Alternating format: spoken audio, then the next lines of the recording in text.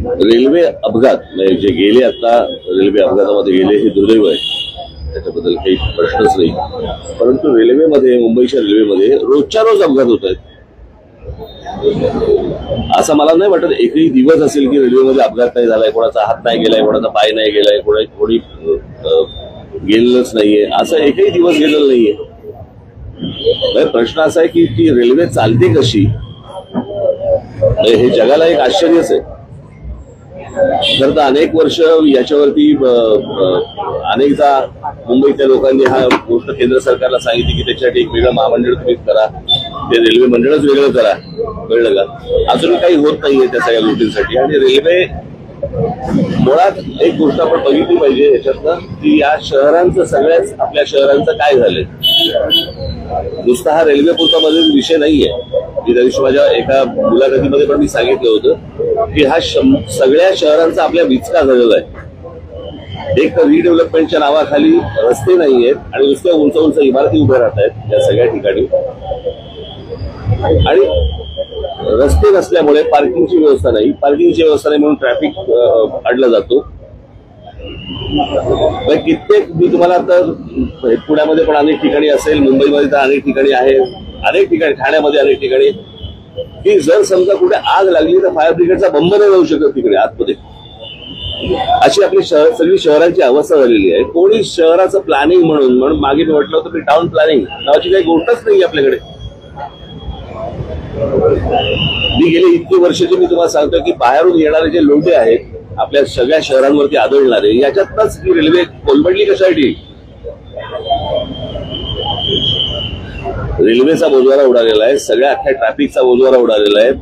लोकांना चालायला फुटपाथ नाहीयेत, ट्रॅफिकसाठी वाहनांसाठी रस्ते नाहीयेत, कोण येतंय कोण जातंय माहिती नाहीये. नुसते तुम्हाला मेट्रो आणि त्या काय ते तुमचे बाकीच्या सगळ्या सोयी सुविधा करतात ते काय मेट्रो आणि काय करतात मोनोरेल, याने प्रश्न नाही सुटणार. मुंबईमध्ये मोनोरेल्स आहेत, मेट्रो आहे, सगळ्या गोष्टी रेल्वे आहे, बरोबर आहे. मग गाड्यांचं रजिस्ट्रेशन थांबलं का? टू व्हीलर, फोर व्हीलरचं रजिस्ट्रेशन थांबलंय का? नाही थांबलंय. म्हणजे त्या गाड्या येतातच आहेत. म्हणजे नक्की मेट्रो कोण वापरतंय, मोनोरेल कोण वापरतंय, कोण काय करतंय, काही कोणी पाहायला तयार नाहीये. सगळेजण फक्त आपले निवडणुका आणि प्रचार आणि सगळ्या याच्यातच सगळे गुंतलेले आहेत. शहरं म्हणून याच्याकडे बघायला कोणी तयार नाही. आणि शहरांबद्दल बोललेलं याच्यावरती तुमच्या चॅनलवरती त्याला किंमत नाही.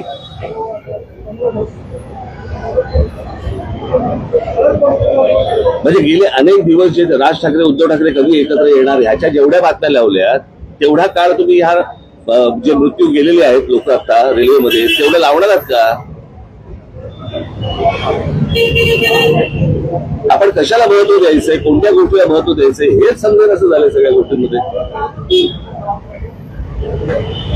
जर या शहरांच्या गोष्टी, तुम्ही सगळे शहरामधले पत्रकार आहात, तुम्ही या शहरातल्या गोष्टींकडे जास्त फोकस करा.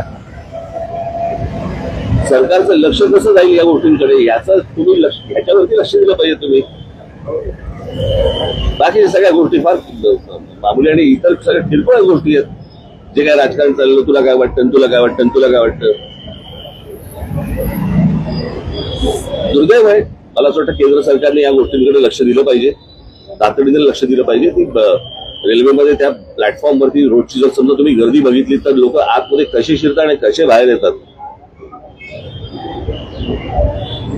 रेल्वेने प्रवास मीही केलेला आहे. कॉलेजमध्ये असताना मी 2 वर्ष बिहारमध्ये प्रवास करायचो, त्याच्यामुळे मला माहिती आहे रेल्वेचा प्रवास काय असतो. आणि रेल्वे स्टेशनवरती गर्दी, त्यावेळेला गर्दी खूप कमी असायची तशी. पण ज्या प्रकारचे आपण रेल्वे प्लॅटफॉर्म बघतोय आता, तुम्ही संध्याकाळी तुम्ही मुंबईचा प्लॅटफॉर्म बघून दाखवा, तुम्ही आज शिरून दाखवा मला त्या ट्रेनमध्ये. आणि त्याच्यानंतर ती सगळेजण जे प्रवास करत असतात त्यांच्या चेहऱ्यावरती एक स्मित हास्य असतं किंवा काही बाबा असे काही विलक्षण आहे ते सगळं.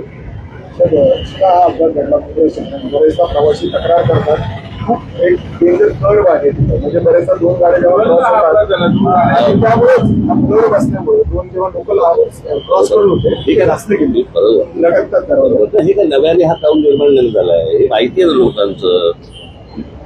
कळलं का? रेल्वे मंत्री म्हणून काय करतात नाही, आता हे सगळं आनंद आहे त्याचा. रेल्वे मंत्र्यांनी राजीनामा द्यावा. राजीनामा कशाला द्यावा? जावं तिकडे, बघावं काय चाललंय ते, सुधारावं. रेल्वेची संख्या वाढत नाही त्यातलं अहो, तुम्ही एकदा मुंबईच्या रेल्वेमध्ये प्रवास करून बघावं, मग तुम्हाला कळेल मी काय म्हणतो. ऍडमिनिस्ट्रेशनचं म्हणणं याच्यावरती त्याचा क्लोज एसी लोकलला होती, मग ते फिजिबल वाटतं. अहो, कसे माणसं राहतील आतमध्ये बिल भरून भरतील? किती गर्दी असेल कल्पना आहे का तुम्हाला? म्हणजे त्याची एक जागा बाबा बाहेर पडण्यासाठी पाहिजे, एक जागा आत जाण्यासाठी पाहिजे. काही नाही, जिथनं बाहेर पडतायत तिथनं आत जातायत. तर ज्याला उतरायचंय तोच परत पुढच्या स्टेशनवर जातोय. आता जो अपघात झाला त्यावेळेस तिथं सुविधा पण मदत कार्य पण लवकर पोहोचलं नाही. मागे पण नाही का तुम्हाला आठवत असेल की त्याच्यावरती आंदोलन झालं होतं, त्या ब्रिजमध्ये सगळे पडला होता आणि सगळं झालं होतं. सगळ्या ठिकाणी हे माणसाची किंमतच नाही हो आपल्याकडे देशात. सकाळी घरी गेलं तर संध्याकाळी नाही माहित असतं. याचं कारण माणसाची किंमत नाहीये. हीच गोष्ट जर समजा जगात कुठेही घडली असतील ते कसे बघतात त्याच्या गोष्टींकडे? आपले हे सगळे जातात ना आता परदेशामध्ये जातात, सगळे जग बघून येतात. मग हे सगळे मंत्री संत्री जे जातात ते काय नक्की घेऊन येतात?